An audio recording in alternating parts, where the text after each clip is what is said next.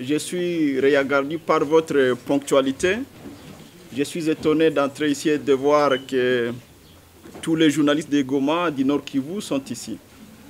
Nous avions voulu effectivement avoir cet échange parce qu'au fait, depuis qu'on est élu gouverneur, on n'a pas eu l'occasion de rencontrer tout le monde. Certes, nous aimons les médias, mais nous ne pouvons pas aussi avoir le temps pour tout le monde à la fois. C'est dans ce cadre-là que nous avions souhaité être avec vous, être à votre disposition. Comme vous le savez, je n'ai pas beaucoup de thématiques à développer dans l'introduction. J'ai voulu avoir de vous des questions parce que vous êtes une structure assez importante. D'ailleurs, vous ne cessez pas de le dire que vous êtes le quatrième pouvoir. Quatrième pouvoir en face du premier pouvoir du Nord Kivu. Vous observez la vie politique. Depuis notre élection, cette province est toujours confrontée à des questions de sécurité. Que ce soit à Beni, que ce soit dans d'autres territoires, Rutshuru, Masisi, où les groupes armés continuent à endeuiller la population du Nord Kivu. Mais nous sommes très encouragés et regardés par la volonté exprimée par le président de la République. Il avait voulu que tous les Congolais soient mobilisés derrière les FARDC. Aujourd'hui, tous les enfants du Nord Kivu, tous les enfants de la République démocratique du Congo sont en train de soutenir les FARDC contre la guerre à Beni, contre les EDF Nalou, mais aussi contre les groupes armés locaux ou étrangers. Il y a des efforts fournis à Rutshuru. Vous aviez suivi, on a décapité pratiquement le commandement des FDLR, mais ils sont encore là. Je ne dis pas que ça signifie qu'il n'y a plus des FDLR. On est en train d'arrêter certains, même hier on a arrêté un de leurs commandants dans un des quartiers de Goma qui faisait la loi dans pratiquement Ndosho. Nous activons la machine sécuritaire pour apporter les réponses aux questions de sécurité. Mais la sécurité, c'est une affaire de tout le monde. C'est un secteur qui demande les efforts collectifs. Et certes, le développement est sous-jacent par rapport à ça. Il faut d'abord sécuriser les villages pour qu'il y ait développement. J'ai déjà été ministre de l'Agriculture, je sais de quoi je parle. On ne peut pas développer une agriculture dans un environnement très sécurisé. Nous avons besoin des investissements dans cette province parce qu'il faut créer la classe moyenne. On ne peut pas envisager aller vers la prospérité, créer de la richesse, si ce climat de sécurité qui va rassurer les partenaires puisse être amélioré. Ça a été notre leitmotiv aux côtés du président de la République, aux côtés du gouvernement central, pour que les efforts soient fournis pour le Nord Kivu. Nous sommes encore sur le schéma. C'est un schéma long, mais nous avons de l'espoir que nous allons y arriver. Et le Nord Kivu, comme vous le savez, c'est une province qui a plus d'atouts. Les défis, nous les avons depuis plus de 30 ans, mais nous avons beaucoup d'atouts. Il suffit que cet environnement soit amélioré, je crois, à un avenir meilleur pour le Nord Kivu. Je crois aussi que beaucoup d'entre vous seraient d'accord avec nous que nous avons des atouts. Il suffit seulement d'avoir de bonnes routes, d'avoir de la sécurité. Je crois que Goma, à lui seul, peut avoir même plus de 100 hôtels à 5 étoiles. Parce que nous n'avons pas, jusqu'à aujourd'hui, la capacité de loger les touristes s'ils venaient à cause de nos potentiels. Nous n'en avons pas jusque-là. Et il faut voir les emplois conséquents qui devront être les résultats de ces constructions d'hôtels. On aura combien de taximens qui pourront être dans ce secteur de transport? Je crois à un avenir pour le Nord Kivu, mais cet avenir est conditionné par notre travail. C'est la raison pour laquelle nous avons voulu profiter de vos grands micros qui hantaient tous les villages pour continuer à dire à la population du Nord Kivu qu'il y a plus d'espoir. Il ne faut pas qu'on se décourage à cause des difficultés. Certes, c'est comme humain, nous pouvons y arriver, mais nous devons être réarmés par un esprit d'espoir, savoir que nous n'avons qu'un seul pays, la République démocratique du Congo. Je ne suis pas de ceux qui pensent qu'il y aura deux pays ici.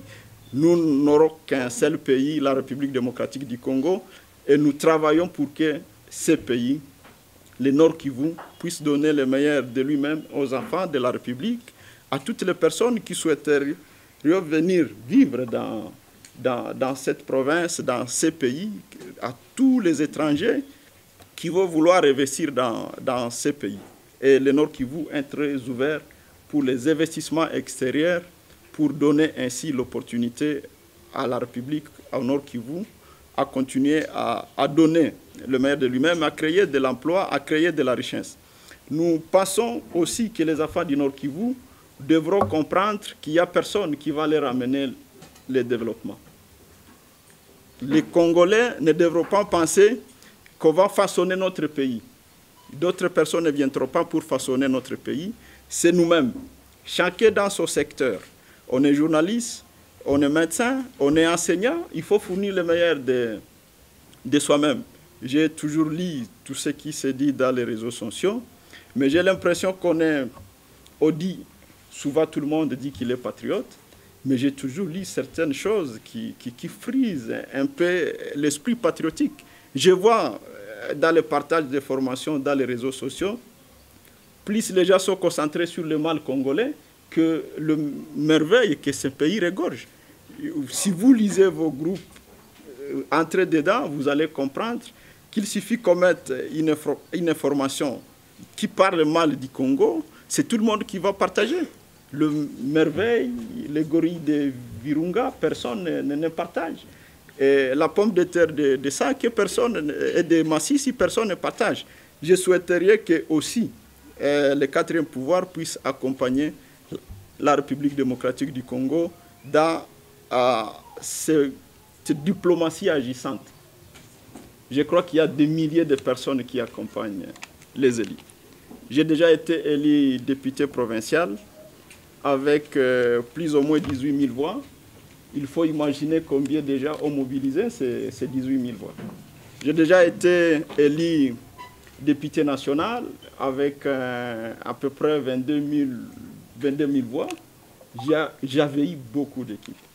Et même pour être gouverneur, il faut vous rassurer que c'est un travail de tout le monde. Donc ça ne doit pas être un travail des camps. S'il y a des amis de la Mouka qui avaient soutenu nos idées, je crois que c'est dans ce cadre-là qu'il faut les accompagner. Parce qu'on n'a pas été élus parce que nous sommes Carly, mais parce que nous avions porté une vision pour la province. Et je crois que ceux qui nous ont soutenus avaient d'abord soutenu les idées. Et nous n'avons que 6 mois de pouvoir. Il est encore trop tôt de dire qu'on est en train de s'écarter de cette vision-là. Je crois qu'il faut les encourager à continuer à soutenir les idéaux que nous avions avancés, mais pas la personne de Carly. Évidemment, notre personnalité traduit un peu la vision que nous avions ensemble pilotée par notre équipe. Aujourd'hui, nous avons un gouvernement qui va nous aider à piloter ces idéaux. Je crois à la République unique. Je ne crois même pas à la scission de la province. Parce qu'en fait, il faut savoir, pour y arriver, ça demande quoi? C'est la constitution de la République. 2-3 personnes qui pensent aux médias, chez Michapi, chez Paul FM, je ne crois pas que ça soit la voie indiquée. Donc il faut regarder le préalable, c'est quoi? Mais on peut être frustré en politique. Mais qui vous dit que nécessairement toutes les personnes qui ont bâti campagne, et au président de la République, et au gouverneur du Nord Kivu, vont trouver de l'emploi dans le secteur politique? C'est inimaginable. Nous n'avons qu'un seul gouverneur avec 8 conseillers. Et donc, s'il faut considérer même les équipes les plus proches, tout le monde ne pourra pas être là. C'est la raison pour laquelle nous devons travailler sur les ingrédients qui vont nous permettre de créer plus d'emplois. Nous sommes en train de s'inscrire derrière la mobilisation des partenaires.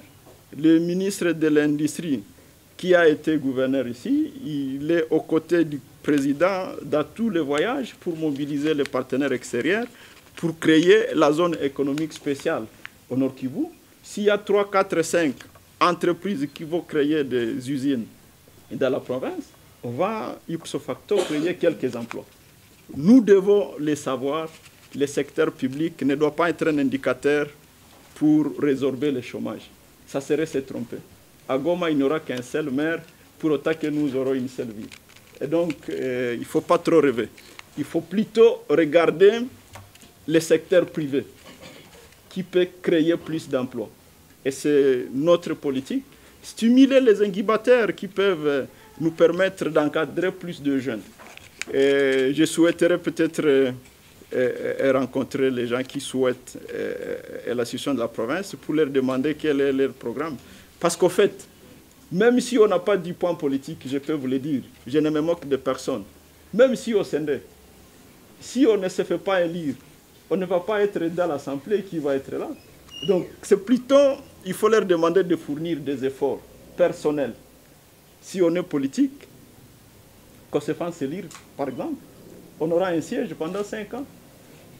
Et donc, si on est dans un parti politique, on fournit des efforts pour que ce parti politique ait plus de lits, pour espérer participer à la gestion de la res publica. Il n'y a pas de gratuité en politique. Donc, je crois qu'on ne peut pas, parce que moi, je n'ai pas eu un peu de gain de cause à côté de Carly, je vais commencer à crier pour que la province soit scindée. Mais bon, qui vous dit que les enfants du Nord Kivu aiment la scission de la province?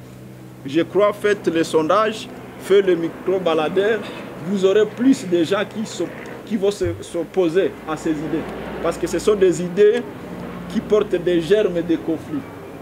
Et nous, personnellement, le gouvernement provincial, la population du Nord Kivu ne peut pas soutenir de telles idées. La sécurité des journalistes, je crois qu'il n'y a pas de sécurité. Mais ce que moi, ce que j'ai ouï dire, qu'il y avait eu une décision, parce qu'il faut vous dire que ce dossier n'a pas commencé avec nous. C'est un dossier qui a commencé depuis très longtemps. Il y a eu des jugements au niveau de Goma, au niveau de la cour d'appel. Aujourd'hui, on est à pourvoi de cassation. Et mon point de vue comme juriste, j'avais dit même au ministre national, quand il était ici avec nous, pendant que j'étais déjà élu gouverneur, que nous ne devons qu'attendre l'issue des cours et tribunaux. On ne peut pas transiger dans un dossier qui est pendant devant les cours et tribunaux. Et les mesures que le ministre a fait, ça s'appelle des mesures conservatoires. Ce n'est pas à dire qu'il est en train de solutionner la question, mais ce sont des mesures conservatoires pour ne pas gêner la position des juges, pour ne pas avoir des éléments sur lesquels une partie va chercher à se prévaloir pour montrer au juge qu'il a plus de droits parce qu'il a des droits déjà inscrits. Je crois que c'est dans toutes les résolutions des conflits fonciers, il y a ce qu'on appelle des mesures conservatoires. On peut interdire à quelqu'un de construire, comme on a dit, que ceux qui sont là, attendez, vous ne construisez plus en attendant l'issue du conflit. Nous souhaiterions que la Cour suprême puisse vite se prononcer pour savoir comment nous allons accompagner les décisions de la justice. Et donc, j'ai déjà répondu à la question de la balkanisation. Moi, je n'ai jamais cru, pas parce que je suis naïf, mais parce que je crois à la République démocratique du Congo. La balkanisation ne peut réussir si nous, les Congolais, nous le voulons. Nous la voulons plutôt. Il faut savoir les conditions et les éléments qui peuvent soutenir cette thèse. D'abord, la volonté de se séparer de la simple. Cette volonté-là n'a jamais existé dans les chefs des enfants du Nord Kivu.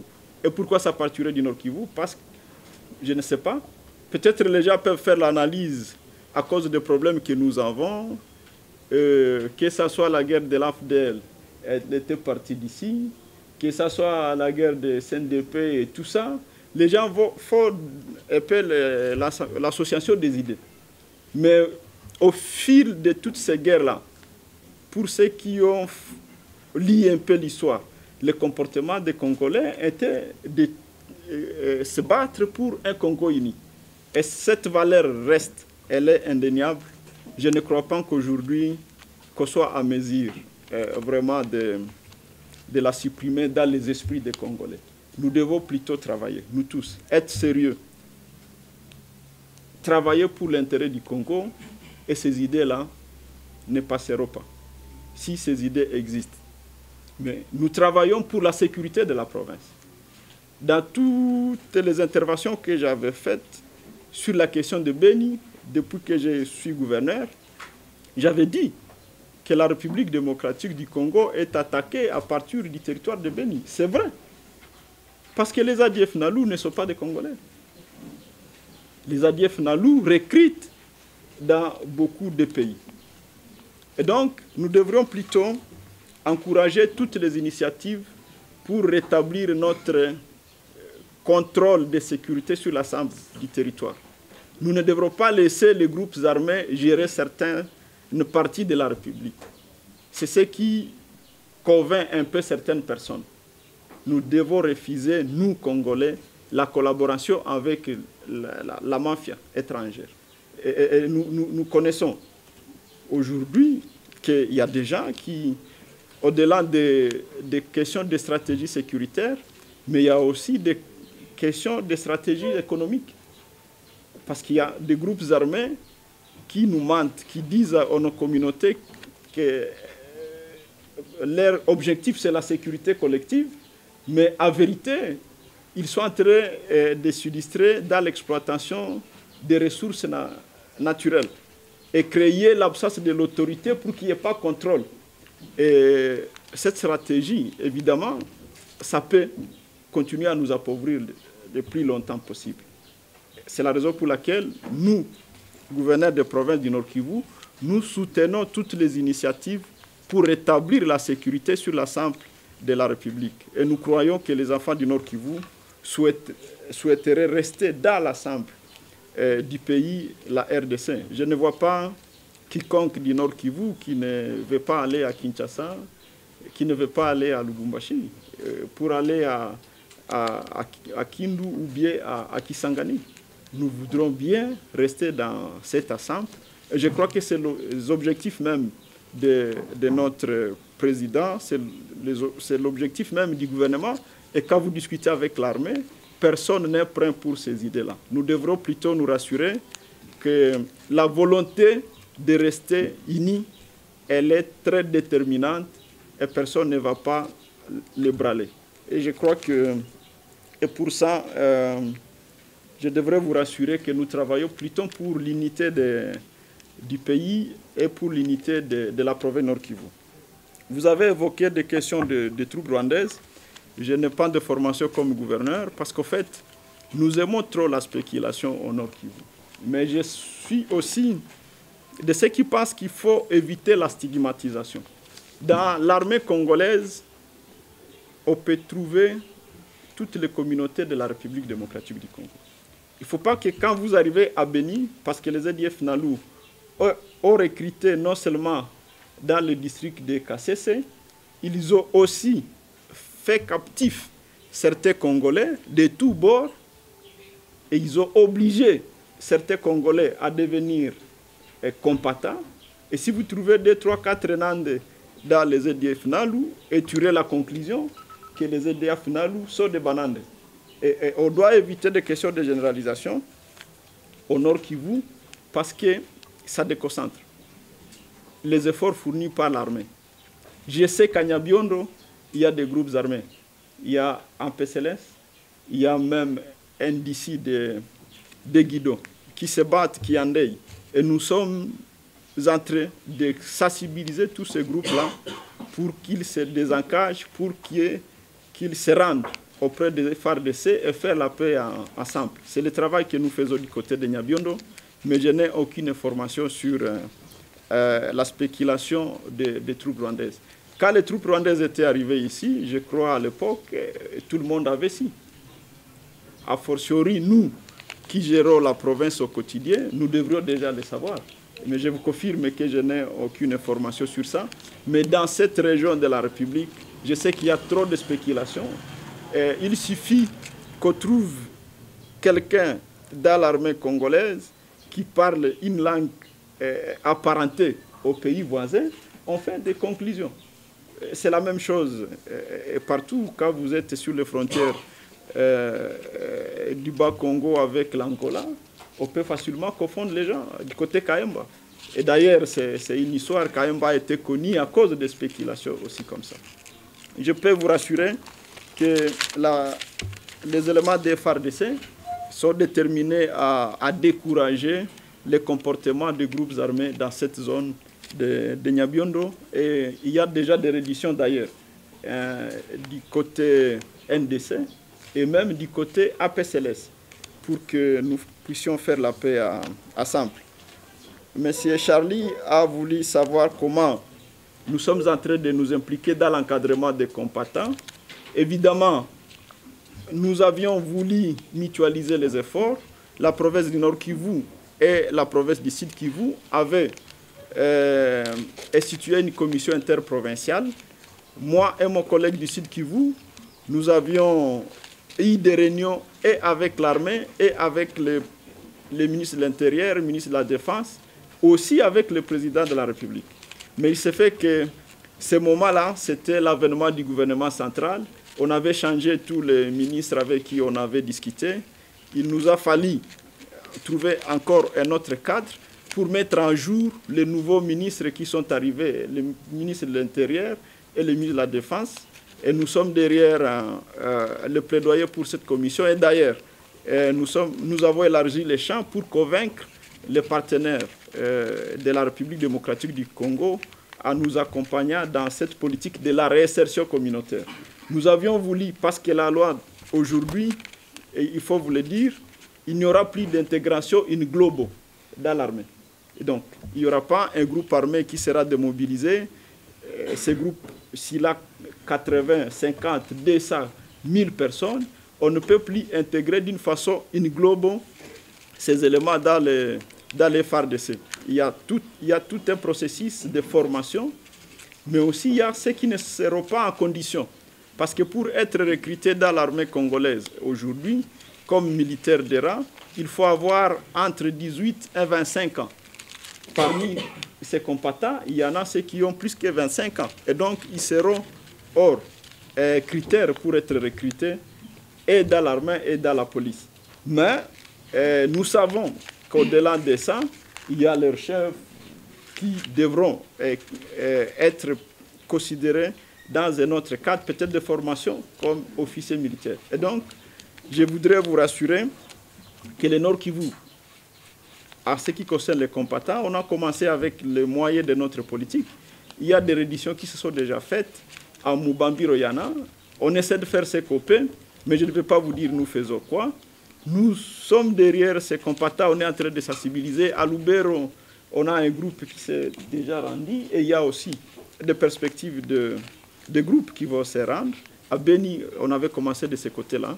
Nous les encourageons, c'est ça notre politique, parce que notre politique, c'est la sécurité de la province. Pour autant qu'on aura des groupes armés incontrôlés dans la province, on n'aura pas atteint nos objectifs. Et donc, rassurez-vous que nous sommes très engagés aux côtés des efforts fournis par le FARDC, le président de la République, à voir le Nord Kivu être sécurisé. Qu'est-ce que nous faisons dans le secteur des mines? Je suis de ceux qui pensent que nous ne pouvons pas développer la République démocratique du Congo seulement par l'exploitation artisanale. Je ne dis pas que cette exploitation n'est pas importante, mais je suis de ceux qui pensent qu'il faut encourager les grands investissements dans ce secteur-là. À l'instar d'autres provinces de la République, aujourd'hui, la province de Lualaba est avillée à cause des investissements industriels. Et nous devons travailler pour respecter la loi minière. Je sais qu'au niveau politique, à cause de captiver les esprits faibles, aux touches sensibles. Mais nous sommes un pays qui a des lois. Il y a une loi minière. Quand quelqu'un a eu la concession attribuée par l'État, dit à respecter la procédure, je ne vois pas pourquoi on doit commencer aujourd'hui à réclamer qu'il faut encore réinstaller les artisanaux dans le périmètre qui est déjà octroyé à un minier. C'est violer la loi minière. Nous sommes aussi regardants par rapport aux droits des artisanaux. Et nous devons, effectivement, c'est ce qu'on est en train de faire, nous sommes en train de les sensibiliser pour qu'ils se constituent en coopérative. Et comme ça, leur production pourra être encadrée par les services de l'État Et il ne faut pas que leur production alimente la fraude aussi. Vous savez, la question principale aujourd'hui, c'est aussi la fraude minière. Aujourd'hui, pour Walikale, je prends l'exemple, nous n'avons que Alpha Mine aujourd'hui comme grande entreprise d'exploitation minière. Et SMB n'a pas encore investi dans l'industriel, mais au moins nous nous rassurons de la destination de la production de Alpha Mine. Ça passe normalement par toutes les voies légales et ça paye les taxes. C'est de cette façon-là que les minéraux pourront ajouter une valeur ajoutée, pourront contribuer à l'essor économique de la province du Nord Kivu. Merci bien pour les 5 premières questions. Je suis accompagné de mon ministre de l'administration du territoire qui est le patron de cette commission. Mais la question de migration et de l'immigration, c'est une compétence exclusive ou partagée avec le pouvoir central. Et il y a malheureusement des règles auxquelles la République démocratique du Congo avait souscrit sur la gestion des immigrés ou bien la gestion des déplacés. Ce qui est vrai, il y a, comme dans tous les pays de l'Afrique centrale, il y a des troubles sociaux dans beaucoup de pays. Il est vrai aussi qu'il y en a au Burundi, et ces gens cherchent où ils peuvent vivre tranquillement pour le temps qu'ils estiment qu'ils sont en insécurité dans leur pays. Malheureusement, aujourd'hui, ils ne respectent pas les règles migratoires. Ils font un peu les camouflages, ils achètent le CPGL. Nous sommes dans la communauté de la CPGL. Quand ils passent à la barrière, ils ont le droit de passer, personne ne leur demande où ils vont. Parce qu'ils ont les documents migratoires. Mais ils ne viennent pas comme des gens qui sont en train de fuir. Arriver peut-être à Bukavu ou dans un des villages du Sud Kivu, ils se constituent en groupe pour venir à Goma. Parce qu'ils estiment que la vie à Goma elle est plus attrayante peut-être qu'ailleurs. C'est la raison pour laquelle le comité provincial de sécurité était alerté. Et je peux vous dire qu'on est en train de rapatrier certains qui ne sont plus dans les conditions. Mais pendant qu'ils ont les documents migratoires, documents de la CPGL, dans les 3 mois, sur le plan de la procédure de la circulation de personnes entre les pays, nous respectons ces règles. Mais quand ils seront dans l'irrégularité, on est en train de les rapatrier. Et pour des raisons de sécurité, on ne peut pas rapatrier 1000 personnes parce qu'ils vont vous fuir. Il faut trouver des gros moyens pour ça. Et nous avons déjà fait des rapports aussi à Kinshasa parce que c'est un problème qui engage les 2 pays. Et pour éviter que ça ne soit pas lié autrement, nous sommes en train de travailler sur ce dossier-là avec beaucoup d'austérité. Parce qu'en fait, si nous renvoyons 1000 Burundais sans respecter la procédure, les Burundis peuvent nous rétorquer la loi de la réciprocité. Et les Congolais, il y en a d'ailleurs plus de 10 000 à Bujumbura seulement, des Congolais. On peut aussi les foutre dehors. Mais cela n'exclut pas notre œil, notre contrôle sur eux. Parce qu'en fait, il ne faut pas en penser aussi que ce ne sont qu'eux qui vont contribuer à la sécurité. Nous regardons tout le monde, qu'il soit congolais, qu'il soit burundais, qu'il soit rwandais, qu'il soit ougandais, s'il est installé sur notre territoire et qu'il se compromette, qu'il fasse des infractions ou bien sur sa rôle dans les bandes criminelles, nous allons l'arrêter. On a d'ailleurs arrêté un certain. Quand j'avais parlé des réseaux criminels, les gens avaient crié. Mais je crois que la population du Nord Kivu est en train de se rendre compte qu'au-delà des Congolais qui sont dans les bandes criminelles, il y a aussi des réseaux de criminels étrangers. Hier, on a arrêté d'ailleurs un EDF Nalou, ici, à Goma, avec des bombes artisanales. Parce que depuis qu'on a commencé la traque à Béni, ils se sont déjà dispersés. Et donc, c'est encore une fois l'occasion pour moi de demander aux Congolais d'être vigilants. La sécurité, nous ne pourrons la réussir qu'avec la collaboration de la population. Rassurez-vous, la DGM est derrière ces gens, mais nous devons évidemment faire respecter notre pays. Si vous consultez le Code du travail, il y a des travaux destinés aux Congolais, des emplois que les étrangers ne doivent pas faire. Mais bien, chez nous, si tout le monde doit faire ce qu'il veut faire, ça serait là la plus grande problématique. Aussi, vous, la population du Nord Kivu, parce qu'en fait, ces gens ne dorment pas à l'air. Avant de donner votre maison à location, vous devez d'abord vous rassurer de l'identité de la personne que vous voulez avoir comme locataire, parce que les soirs, ils peuvent vous couper la tête. Il faut être regardant. C'est une occasion pour moi de continuer à sensibiliser la population, de nous aider à faire la sécurité dans le Nord Kivu, spécialement dans la ville de Goma. Et donc, c'est une question préoccupante parce que ce sont des gens, visiblement, ils sont vulnérables. On m'a même dit que parmi eux, il y a un leader d'une église qui a eu des démêlés avec l'État burundais.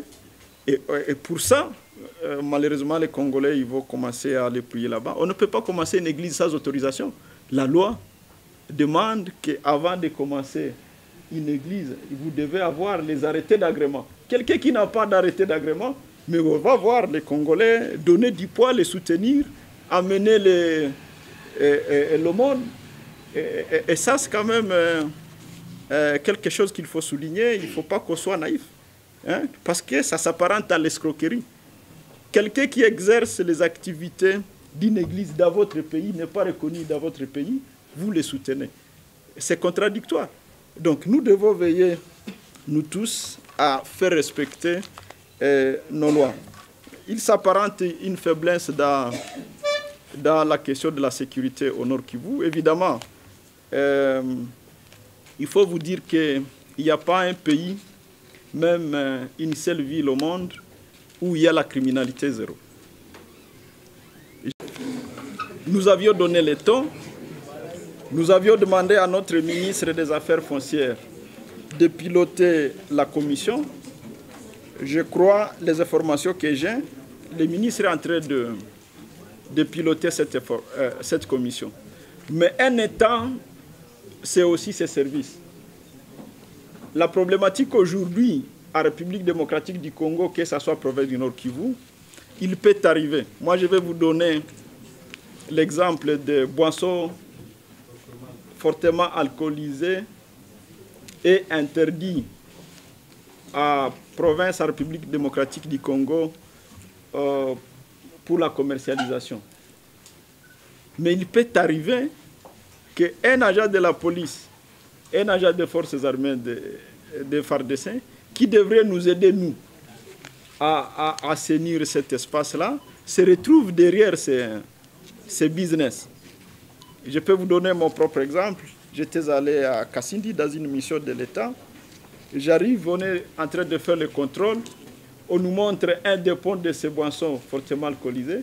Mais la personne qui m'accompagnait, c'était un colonel. Mais le dépôt là, c'était pour lui.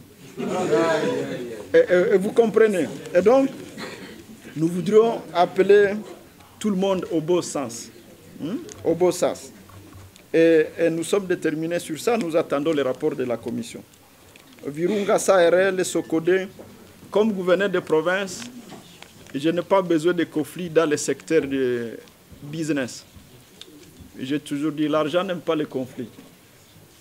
Et donc, c'est la première expérience en République démocratique du Congo, suivie aujourd'hui de la province de Lualaba. Après la libéralisation de la loi sur l'électricité, il faut que les expériences, les premières d'ailleurs, puissent réussir. Il faut que ça réussisse.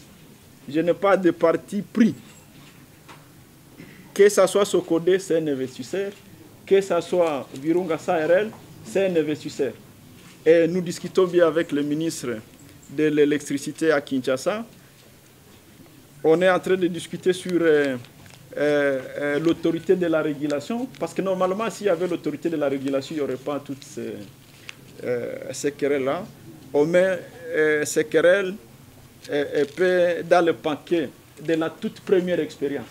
Je crois que les autres investisseurs qui vont arriver, ils vont nous trouver avec un cadre juridique qui prévoit tout et il n'y aurait plus de problèmes. Il n'y a pas que Socodé et Virunga, mais aussi avec la SNEL qui était là avant. Normalement, on ne devrait pas avoir 4-5 lignes dans une ville, normalement. Donc, si on avait anticipé, on devait avoir une seule ligne où tout le monde va se brancher sur le plan environnemental et sur le plan même urbanistique, esthétique de la ville. Ça ne se comprend pas qu'on ait 3, 4, 5 lignes dans une ville. Mais c'est le début, c'est la première expérience.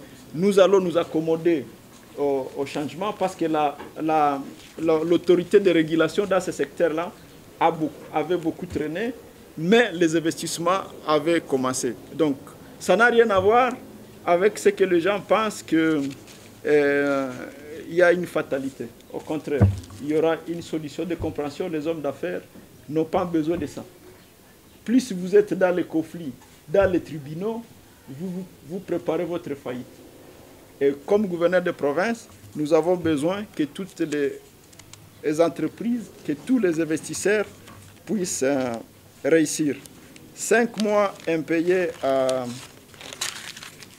des députés, 5 mois aussi impayés au gouvernement. Mais bien, vous avez suivi la présentation de notre programme et le budget. Pour le Nord Kivu, le budget de la province est financé à plus de 80% des ressources de la rétrocession aujourd'hui. En principe, ça devrait être la retenue. Mais compte tenu de l'environnement politique, financier de la République démocratique du Congo, et de l'expérience de la décentralisation, on est encore dans la retenue. Mais il se fait que la transition entre les institutions, les gouvernements passés aujourd'hui, on a connu un flottement. Et votre gouvernement, votre gouverneur a été pratiquement privé de rétrocession, mais ce n'est pas la province Nord Kivu, c'est toutes les provinces. Et nous espérons, nous sommes tous des chrétiens, nous espérons que l'année 2020 sera plus meilleure que le second semestre. Alors, savoir le bilan dans ce contexte-là, vous devez d'abord tirer les conclusions, mais je peux vous garantir, aujourd'hui, les gens sont en train de voir les travaux et de pavage et de certains avenues être goudronnés. C'est la suite des contrats que la province du Nord Kivu a signé avec les opérateurs économiques. Et c'est les recettes obtenues pendant ces moments-là qui sont en train de financer ces travaux.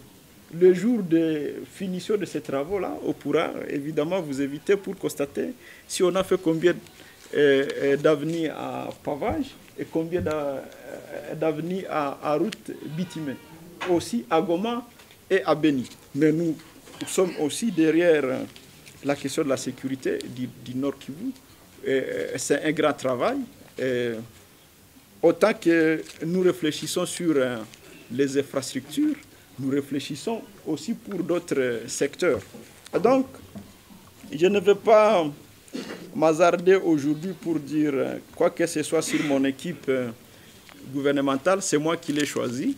Je l'ai choisi à connaissance de cause. J'ai placé chacun là où j'estime qu'il peut nous apporter un plus de lui.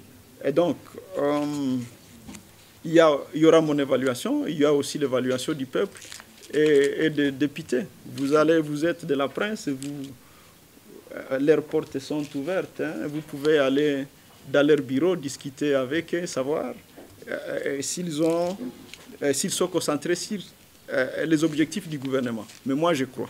Et en 6 mois, dans un contexte où on n'a pas eu toutes les ressources nécessaires pour implémenter la politique provinciale, c'est trop tôt de commencer à à juger les gens. Et pourquoi la douane est trop chère? Je ne suis pas le directeur de la douane, je n'ai jamais été commerçant pour savoir si c'est trop cher. Mais je sais que la douane est réglementée par une loi et que les taux sont souvent des taux légaux. Mais ça peut arriver qu'il y a peut-être plus de fraude à l'Ituri ou au Sud Kivu qu'à Goma. Mais je ne connais pas le contexte. Il faut que je les sache.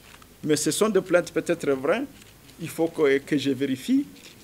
Vous savez, le problème c'est quoi? Malheureusement, il y a une loi sur les commissionnaires à douane. Est-ce que ce ne sont pas aussi ces commissionnaires à douane qui mentent à leurs clients? Hein? C'est aussi ça, il faut regarder, savoir, la question se pose à quel niveau? Est-ce que c'est à terme de paiement des droits de l'État ou bien à terme de paiement des commissions des douaniers? Moi, je ne sais pas exactement si le problème se pose à quel niveau. Mais comme juriste, je sais que les taux sont légaux pour toutes les marchandises qui peuvent entrer en République démocratique du Congo. Et ces taux sont appliqués d'une façon uniforme sur l'ensemble de la République. Mais on peut avoir, évidemment, à Goma, on est déjà dans le système Sidonia, peut-être Sidonia plus. À Ituri, on n'est pas encore là. C'est fort possible qu'il y ait plus de transactions manuelles à l'Ituri qu'à Goma. Et donc, il faut faire une enquête. Donc, je crois qu'il y a quand même des journalistes qui sont intéressés sur la question économique. Il faut aussi faire des enquêtes sur ça. Merci beaucoup, chers amis de la presse, pour nous avoir donné cette opportunité de discuter avec vous, de vous partager notre vision, de répondre à vos préoccupations. Je m'imagine que ça ne sera pas la